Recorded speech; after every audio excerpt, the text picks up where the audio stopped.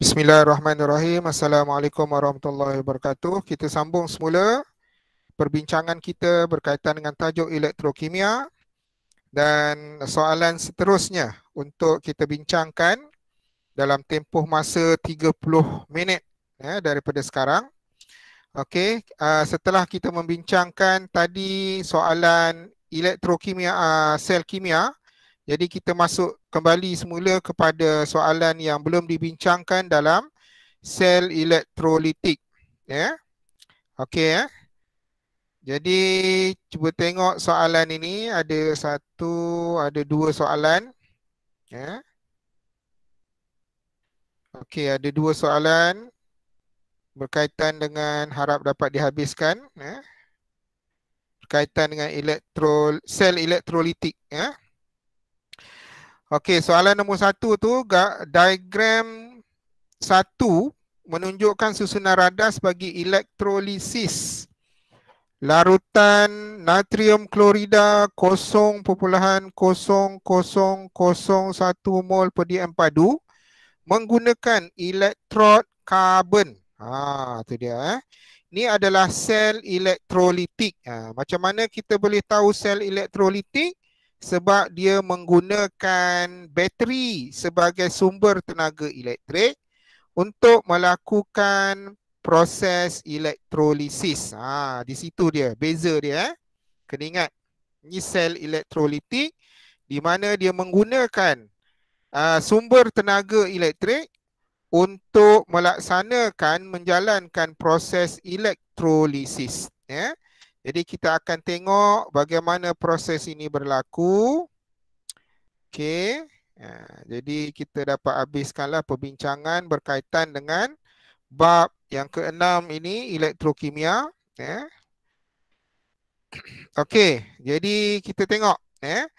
Elektrod yang digunakan adalah elektrod karbon. Okey, so jadi kalau elektrod karbon ni adalah elektrod yang pasif. Dia tidak terlibat dengan tindak balas. Larutan elektrolit yang digunakan pula adalah larutan natrium klorida dengan kepekatan dia. Ini adalah kepekatan, nilai kepekatan 0,0001 mol per DM padu. So, apa kaitan nilai kepekatan ini? Kamu kena tengok balik dalam perbincangan kita pada sebelum-sebelum ini. Dia melibatkan dua keadaan. Kalau lebih sama atau lebih daripada nilai kepekatan ini, maka dikatakan pekat. Maksudnya kalau 0,0001 mol per DM padu, maka ini adalah pekat. Ini adalah pekat. Ini nilai minimum dia lah. Kalau kurang daripada nilai ini, maksudnya dia kurang pekat atau tidak pekat. Dan yang kedua, dia melibatkan ion klorida. Kena ingat balik, dia melibatkan ion klorida. Ion klorida merupakan ion yang terhasil daripada unsur halogen, unsur klorin.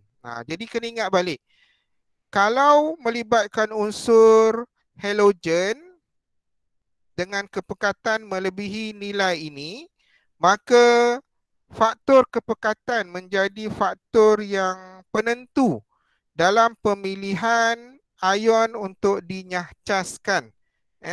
Pemilihan ion untuk dinyahcaskan di anod. Tu kena ingat balik. Okey, so kemudian kita tengok yang lain pula. Elektrod karbon ni disambung kepada bateri di sini. Okey, bateri ni simbol dia panjang ni maksudnya positif. Ni bateri ni adalah sel kimia, jadi positif tadi kena ingat. Macam mana hasilkan positif? So semua ni kita dah belajar. Yang pendek ni negatif, terminal positif, terminal negatif. So elektrod yang sambung ke terminal positif bateri ni, maka dia adalah positif elektrod. Elektrod yang sambung ke terminal negatif, so dia adalah negatif elektrod. Begitulah cara menentukan kedudukan elektrod positif dan elektrod negatif di dalam sel elektrolitik. Okey, jadi sekarang ni Kena ingat dalam sel elektrolitik, so elektrod karbon ini menjadi elektrod positif. Bila dia elektrod positif, maksudnya dia adalah anod. Ini kena ingat, dalam sel elektrolisis, kita boleh terus namakan elektrod positif tu sebagai anod. Manakala elektrod negatif sebagai kathod. Jadi kena ingat yang tu. Memudahkan kita. Ni sel elektrolitik. Dalam sel kimia dia tak boleh macam tu. Sebab sel kimia dia berbeza. Untuk sel elektrolitik, elektrod positif itu adalah anod. Elektrod negatif itu adalah kathod. Okey. Jadi kalau anod bermaksud anion akan tertarik ke arah anod. Anion akan tertarik ke arah anod. Cation akan tertarik ke arah kathod. Okey. So senang macam tu. Jadi anion iaitu ion-ion bercas negatif. Cation, ion-ion bercas positif akan tertarik ke arah elektrod masing-masing. Okey. So sekarang ni macam mana kita nak huraikan lagi? Selepas kita dah huraikan berdasarkan elektrod, kita tengok pula elektrolit dia. Elektrolit dia yang ni. So dalam ni elektrolit dia larutan natrium klorida. So apa ion yang ada dalam larutan natrium klorida? Ini ialah kita dah bincangkan sebelum ini. Jadi cikgu soalan ini patutnya kamu boleh kamu boleh jawab. So dalam larutan natrium klorida, ion-ion yang hadir,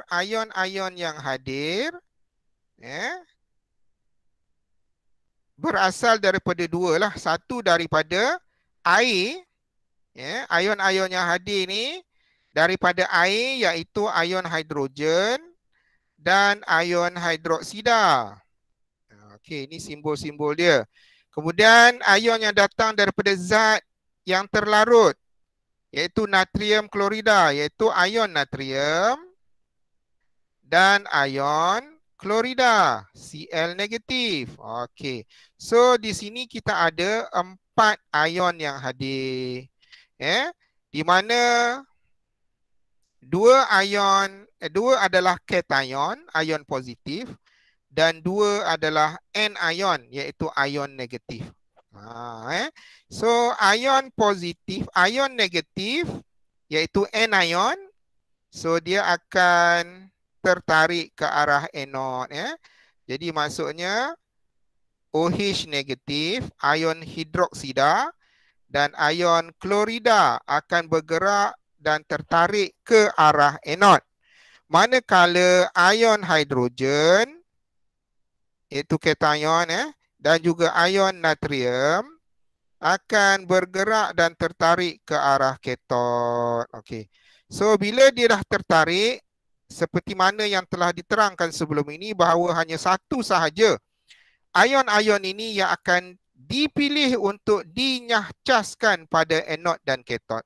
Jadi sama ada ion hidroksida ataupun ion klorida akan dipilih di anod, ataupun ion dan juga ion hidrogen atau ion natrium di kathod untuk dipilih untuk dinyahcaskan. Okey, jadi itu adalah persediaan kita untuk menjawab soalan-soalan seterusnya. Bila kita dah boleh analisis apa yang ada di dalam sesuatu sel elektrolitik, maka mudahlah kita untuk menjawab soalan. Okey, soalan yang pertama. Apakah yang dimaksudkan dengan anion? Ini soalan SPM ni. Apakah yang dimaksudkan dengan anion? Apakah yang dimaksudkan dengan anion? So, jawapan kita ni dah tahu dah sepatutnya. Anion adalah ion bercas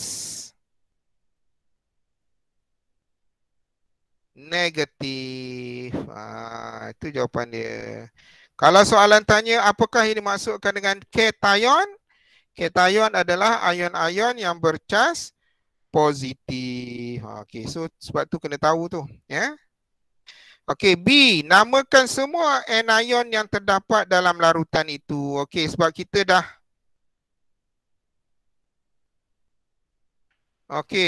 kita dah terangkan tentang ion yang hadir. So, kation dan juga anion. So, anion yang hadir adalah ion hidroksida,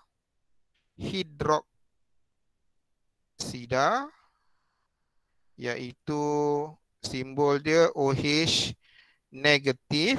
Ni simbol ion dia. Dan satu lagi adalah ion apa tadi?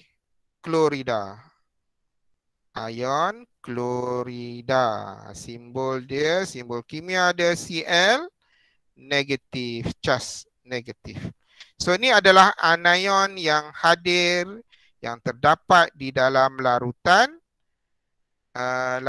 ni natrium klorida. Untuk anion ya, dia tak tanya semua. Okey, kemudian C, apakah perubahan tenaga yang berlaku dalam elektrolisis itu? Okey.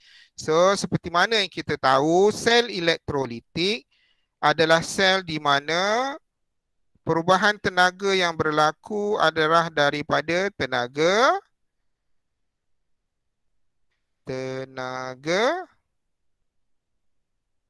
elektrik, ya. Dia memerlukan tenaga elektrik. Tenaga elektrik kepada tenaga kimia. Tenaga kimia. Okey, so tu perubahan tenaga yang berlaku di dalam sel elektrolitik yang menjalani proses elektrolisis. Okey. D1 dan D1. Namakan gas yang terkumpul dalam tabung uji di elektrod Y. Okey, bila dia tanya namakan gas, maksudnya hasil yang terbentuk daripada proses elektrolisis ini, ya. Sekejap, semua ada 26 orang. Okey. 26 orang. Okey. Okey, jadi apakah nama gas yang terkumpul? Jadi hasil yang terbentuk daripada proses elektrolisis yang berlaku. So kita kena tengok balik. Jadi bila dia tanya apakah gas, jadi kita kena buat penerangan lah. Kita kena tahu apa yang berlaku semasa elektrolisis ni. Okey, sekarang kita tengok apa yang berlaku. Kita tengok dekat anode dulu. Kenapa kita nak mula dengan anode? Sebab dekat anode ni elektron didermakan. Jadi elektron akan bergerak daripada sini. Itu kena ingat. Kita mulakan daripada anode sebab elektron dihasilkan di anode. Sebabnya ion-ion iaitu anion ni dia dinyahcaskan dengan cara mendermakan elektron. Di anode berlakunya elektron didermakan atau dibebaskan. Itu kena ingat. Di anode elektron dibebaskan. Di kathod elektron diterima. Di situ. So sekarang ni kita tengok dalam larutan ini ion hidroksida dan ion klorida akan bergerak ke arah anode. Siapa yang akan terpilih? Jadi kita dah bincangkan sebelum ini. Kalau berdasarkan siri elektrokimia, siri anion, yang akan terpilih adalah ion hidroksida. Betul? Ingat balik. Dalam siri anion, dalam siri elektrokimia, antara ion hidroksida dengan ion klorida, yang akan terpilih, yang berada di bawah sekali adalah ion hidroksida. Jadi sepatutnya ion hidroksida inilah yang terpilih untuk dinyahcaskan di anode. Walau bagaimanapun, apa yang berlaku adalah seperti yang kita dah bincangkan tadi, ada faktor yang lebih penting iaitu faktor kepekatan. Iaitu nilai kepekatan yang ini dan lebih dan melibatkan ion hidrogen, melibatkan ion halogen, iaitu fluorida, klorida, bromida, iodida, maka dia yang akan dipilih untuk dinyahcaskan, bukanlah berdasarkan kepada siri elektrokimia. Jadi oleh sebab itu, oleh kerana dia lebih pekat, ion halogen ni lebih pekat, maka dia yang terpilih. Jadi apa yang berlaku di anode adalah ion klorida ni, ion klorida akan dipilih untuk dinyahcaskan. Dinyahcaskan. Jadi apa yang berlaku, ion klorida ni akan mendermakan elektron ke sini. Bila dia dermakan elektron, apa yang berlaku, ion ini akan bertukar menjadi gas klorin. Dia akan bertukar menjadi gas klorin. Daripada ion klorida, bila dia dermakan elektron dekat sini, maka dia bertukar menjadi ion, menjadi molekul klorin. Molekul klorin ini adalah gas klorin. So apa yang berlaku, hasil yang kita nampak yang dapat diperhatikan adalah gelembung-gelembung gas berwarna hijau kekuningan. Hijau kekuningan akan terhasil. Itu dari segi pemerhatian, kita akan nampak gelembung-gelembung gas berwarna hijau kekuningan terhasil. Itu dari segi, kalau soalan tanya apakah yang diperhatikan di anode. Jadi gas klorin akan dihasilkan. Gas klorin ni dia berwarna hijau kekuningan ataupun kuning kehijauan, macam itulah. Jadi itu warna dia. Jadi di sebelah anode ni ion klorida yang terpilih dan menghasilkan gas klorin. Okey. Kemudian di kathod kita nak tahu juga, walaupun soalan ni dia tak tanya di kathod. Dia ada tanya tak di kathod? Tak ada. Dia tak tanya di kathod, tapi kita kena tahu jugalah. Okey, kalau di kathod, tengok di kathod ni, siapa yang akan terpilih? Ion mana, kation mana yang akan terpilih? Okey, dalam kes ini, faktor kepekatan hanya berlaku di anode sahaja. Di kathod, faktor kepekatan tidak memainkan peranan. Yang memainkan peranan hanyalah faktor siri elektrokimia, kedudukan dalam siri elektrokimia. So antara ion hidrogen dengan ion natrium, siapakah yang akan terpilih untuk dinyahcaskan? Jadi kena tengok dalam siri dan kedudukan kation dalam siri elektrokimia, yang bawah sekali akan terpilih. So antara ion hidrogen dan ion natrium, ion hidrogen berada di kedudukan bawah, maka dia yang akan mudah untuk dinyahcaskan. Jadi apa yang berlaku adalah ion hidrogen ni akan menerima elektron. Okey, sebelum tu, elektron yang didermakan di anode ni akan bergerak ke kathod. So sampai di kathod ni, elektron ni mesti diterima. Siapa nak terima? Untuk melengkapkan lita, yang akan menerimanya adalah ion hidrogen. Bila ion hidrogen ni terima elektron, so dia akan bertukar menjadi gas hidrogen. Dia akan bertukar menjadi gas hidrogen. So hasil di sebelah kathod ni adalah gas hidrogen. Jadi dari segi pemerhatian pula adalah gas hidrogen akan nampak diperhatikan sebagai gelembung-gelembung gas yang tidak berwarna, colorless.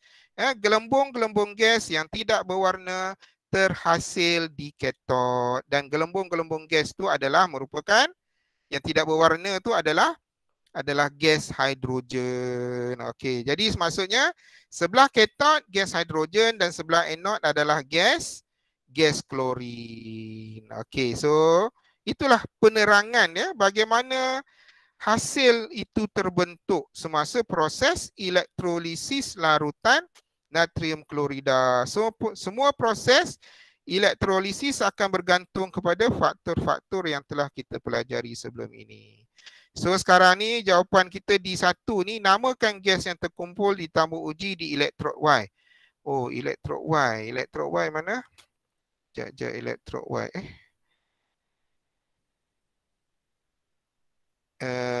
Elektrod Y ni. Oh, sini. Cikgu pun tak perasan ya. Okey, elektrod Y tu maksudnya sebelah katot lah. Okey, sorry. Okey, cikgu ingatkan sebelah anode tak nampak tadi ni.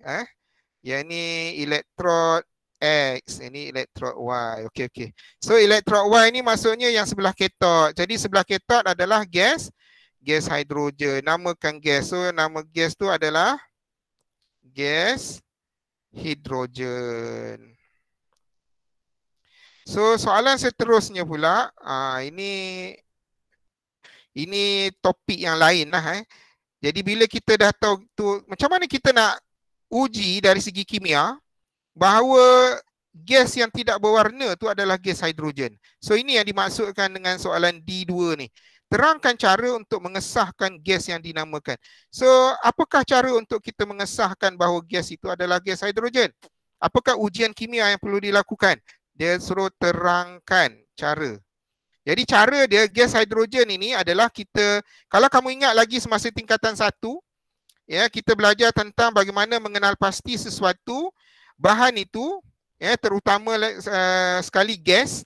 Ya, kalau gas hidrogen, macam mana kita nak buat ujian untuk mengenal pasti bahawa itu adalah gas hidrogen, gas karbon dioksida, gas oksigen dan sebagainya. So, untuk hidrogen, jadi dia kita akan gunakan, kalau kamu ingat, kita akan gunakan kayu uji menyala.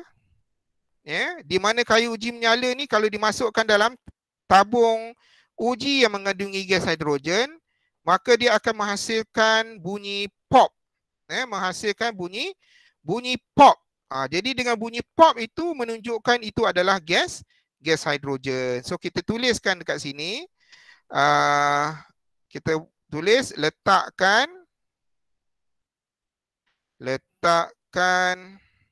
kayu uji menyala, bukan berbara, menyala. Kayu uji menyala di mulut tabung uji,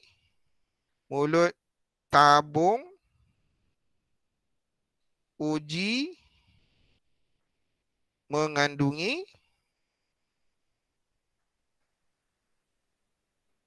gas hidrogen dan bunyi pop terhasil. Okay, ini yang kita kena tulis dalam jawapan kita untuk menjawab soalan ini. So, letakkan kayu uji menyala di mulut tabung uji yang mengandungi gas hidrogen dan bunyi pop terhasil. Inilah cara untuk kita menuliskan bagaimana untuk mengesahkan gas yang hadir. Gas hidrogen. Jadi, bunyi pop akan terhasil. Okey, itulah cara dia. Okey, soalan seterusnya. Kita tengok rajah 2 menunjukkan susunan radah untuk mengkaji elektrolisis larutan kuprum 2 nitrat cair. Okey, kuprum 2 nitrat. Okey, so sama juga dia guna karbon. Elektrod dia elektrod karbon. Jadi masa pun dah tinggal 7 minit. So kita terus, sepatutnya kamu dah boleh tahu Okey, larutan dia adalah larutan kuprum 2 nitrat. Jadi kalau larutan kuprum 2 nitrat, apa ion dia yang ada? Yang pertama ion hidrogen, yang kedua ion hidroksida, ni daripada air. Kemudian yang daripada zat terlarut tu ion kuprum, ni ion kuprum simbol dia. Kemudian ion nitrat. Ion nitrat. Nah, kenapa tak boleh?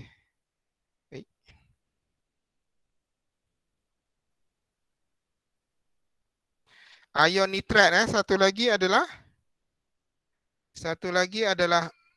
ion nitrat.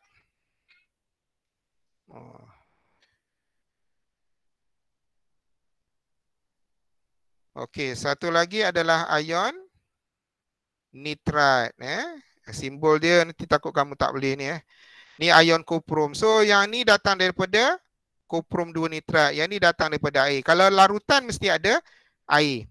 So ada 4. 2 anion, 2 cation. Sama macam tadi. Kemudian digunakan elektrod karbon. So okeylah, ini sel elektrolitik. So tengok kepada bateri, yang panjang ni positif, yang pendek ni negatif. So yang positif ni sambung dekat sini, so maksudnya ni elektrod positif. So ini elektrod negatif, senang. So positif adalah anode. Negatif adalah kathod. Okey, so senang, kita terus buat. Jadi senang. Jadi sekarang ni anode, so mesti anion lah kat sini.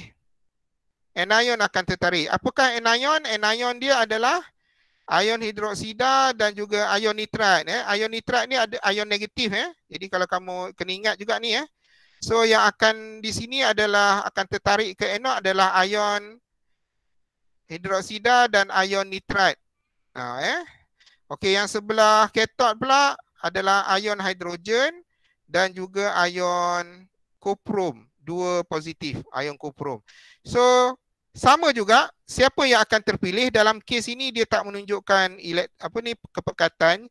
Jadi pemilihan untuk dinyahcaskan tu berdasarkan kepada kedudukan ion. So sebelah anode ni yang akan terpilih adalah hidroksida.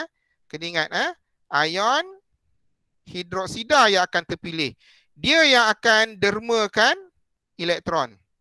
Ion hidroksida ni dia dermakan elektron. Bila dia derma elektron, dia akan bertukar menjadi gas oksigen dan juga air. Dia akan bertukar menjadi gas oksigen dan juga air. Di sebelah kathod pula yang akan terpilih adalah, ni kita tengok pada kedudukan dalam siri elektrokimia, antara ion hidrogen dengan ion kuprum, yang terpilih adalah ion kuprum. So ion kuprum ni lah yang akan terima elektron.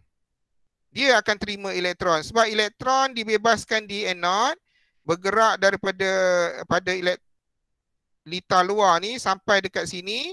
Elektron ni akan diterima oleh ion-ion kuprum yang ada dalam larutan. So dia bertukar menjadi atom kuprum. So bila jadi atom kuprum, dia akan terenap di sekeliling elektrod karbon ni. Kuprum ni berwarna perang. Kena ingat, kuprum berwarna perang, iaitu yang digunakan untuk buat wire elektrik tu.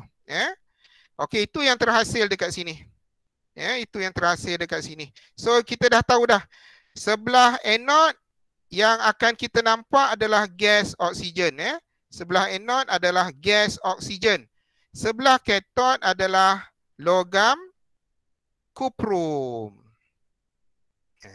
So bila kita dah analisis macam ni, maka kita dah boleh jawab semua yang ada kat sini lah. Tuliskan semua ion yang hadir. Kita dah tuliskan. Kemudian nyatakan ion-ion yang bergerak ke elektrod karbon X dan karbon Y. Kita pun dah terangkan. Karbon X, karbon Y ni, elektrod X ni jadi yang bergerak ke arah ni adalah 2 ni. Mana tadi? Ni anion ni, OH negatif, ion hidroksida dan ion nitrat. Okey, kemudian nyatakan perubahan warna yang berlaku pada larutan kuprum 2 nitrat. Okey, perubahan warna terakhir sekali, kuprum 2 nitrat ni warna biru. Sebab dia ada ion kuprum 2 ni, so dia warna biru. So apa yang berlaku, kita tengok sebelah kathod ni, ion kuprum menerima elektron dan bertukar menjadi atom kuprum. Maka ini menyebabkan kepekatan ion kuprum dalam larutan kuprum 2 nitrat ni semakin berkurangan. Bila semakin berkurangan, warna biru semakin berkurangan.